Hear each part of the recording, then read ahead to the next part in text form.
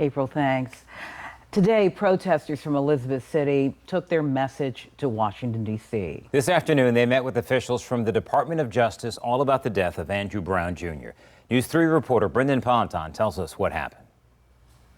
Standing outside of the Department of Justice in Washington, D.C., protesters from Elizabeth City made it clear why they were there.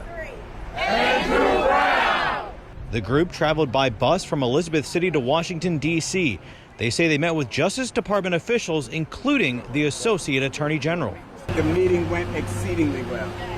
We had individuals who listened to our every word.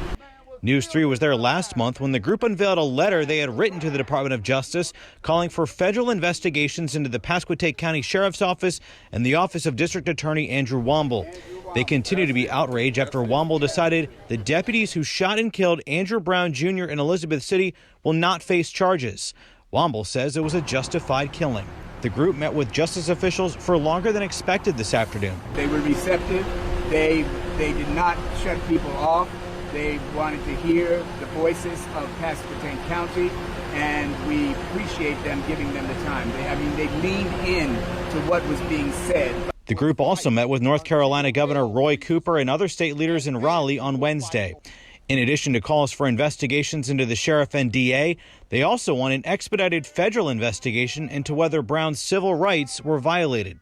Once this investigation is completed, that it will then bring structural integrity to the Sheriff's Department and the District Attorney's Office. They leave D.C. pleased with the meeting. So we are leaving with a sense of satisfaction, a sense of confidence that something's going to happen. News 3 spoke with them ahead of the meeting about what happens now. So we're going to continue to march. We're going to continue to exercise no spin Wednesdays.